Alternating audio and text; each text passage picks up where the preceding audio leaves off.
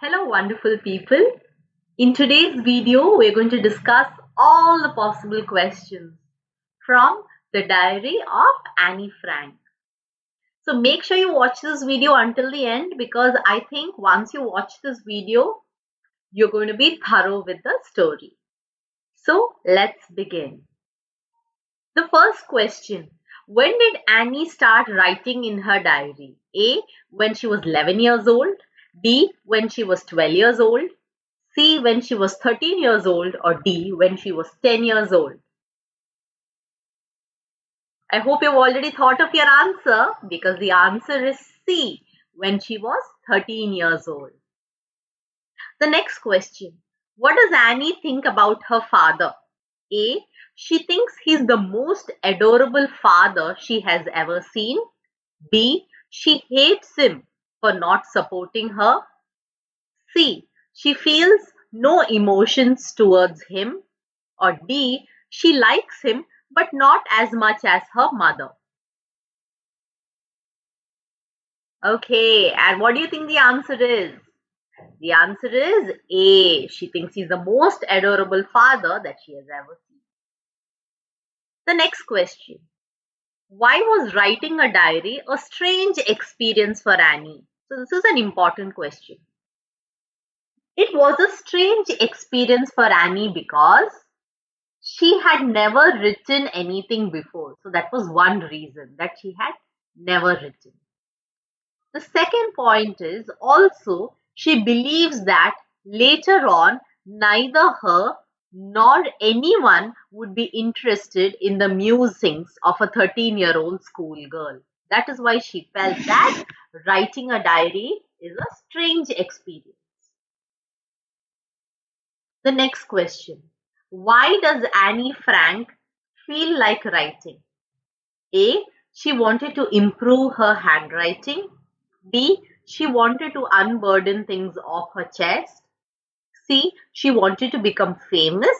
Or D. She wanted her parents to be proud of her. Yes, the answer is obvious. It is B. She wanted to unburden things off her chest. Next question. When did Annie feel that paper has more patience? When she was feeling a bit depressed. B.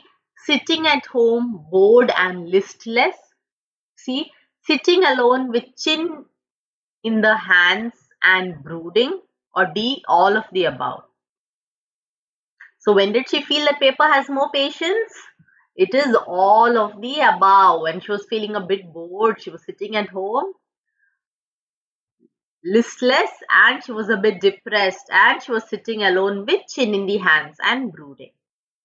What prompted Annie to keep a diary in the first place? Again, important question. Annie kept a diary in spite of having a family and a good home. And on the surface, she seemed to have everything. However, she felt completely alone in the world and felt that she did not have a friend. Moreover, she was only able to share ordinary everyday things with her family, but they didn't seem to get any closer and confide to each other. Confide means share your secrets.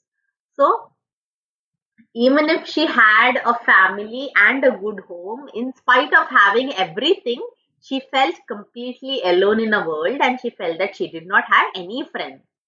She could only share ordinary everyday things with her family, but she could not confide her deepest feelings with her family members. This is what prompted Annie to keep a diary. What was the name of the imaginary friend she wrote to in her diary? A. Betty, B. Sweetie, C. Cindy, or D. Kitty? Okay, I think most of you will get the answer right. Yes, it is Kitty. The next question. Why did Annie provide a brief sketch of her life? A. No one would understand if she would plunge right in. B. She wanted the diary to include her entire life. C. She felt that were the most important parts of her life.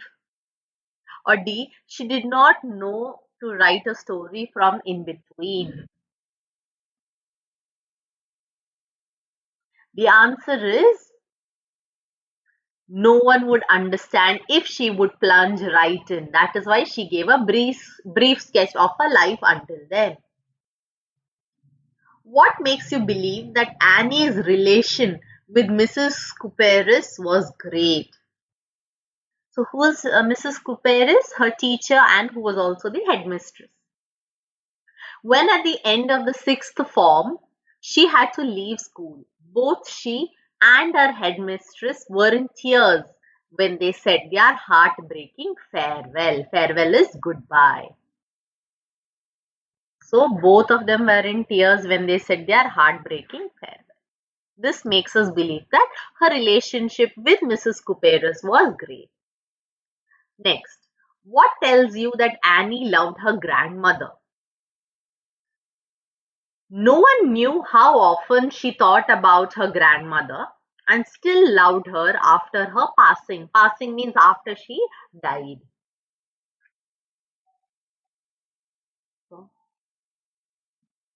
Also, grandma's candle was lit along with the rest to express her love towards her grandmother, along with the rest of her candles.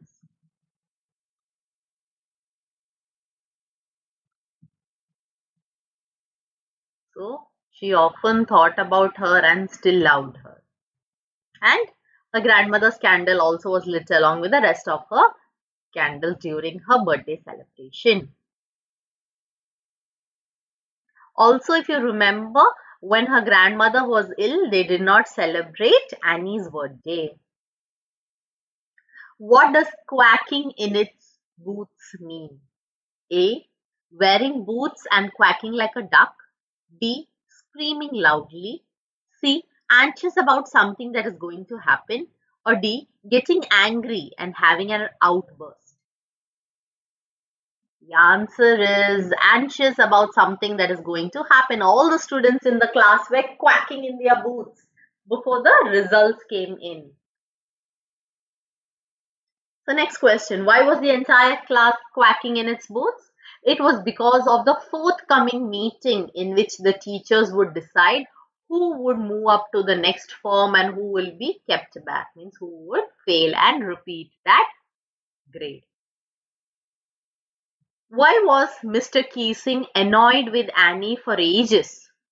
So Mr. Keesing was annoyed with Annie because she talked too much. Next question. How did Annie justify and come with convincing arguments for being a chatterbox? Again important. Annie wrote in her essay that talking is a student's trait and that she would do her best to keep it under control. First, she said it is a student's trait to talk. Also, she believed that she would never be able to cure herself because she had inherited this habit from her mother, who talked too much, and there is nothing that they could do about inherited traits. So, these were the points that she came up for being a chatterbox. Next, how did Mr. Keesing react after reading her essay on chatterbox? A. He got angry. B. He had a good laugh. C. He gave her another essay to write. Or D. He asked to meet with her parents. So if you remember, after reading her essay on chatterbox, he had a good laugh. Next. What happened when Annie talked her way through the next lesson? So what happened, if you remember, Mr. Keesing made her write another essay on incorrigible chatterbox. Incorrigible means beyond correction. आप इनको reform ही नहीं कर सकते. Was Mr. Keesing a strict teacher? No, he wasn't, because he had a good laugh after reading her arguments in favor of being a chatterbox. And instead of shouting at her, he gave her essay after essay. And when he finally read the poem she wrote on quack, quack, quack, said Mistress Chatterbox, He took the joke in the right way and added his own comments and narrated to several other classes. So these points prove that he wasn't a strict teacher. So he didn't shout.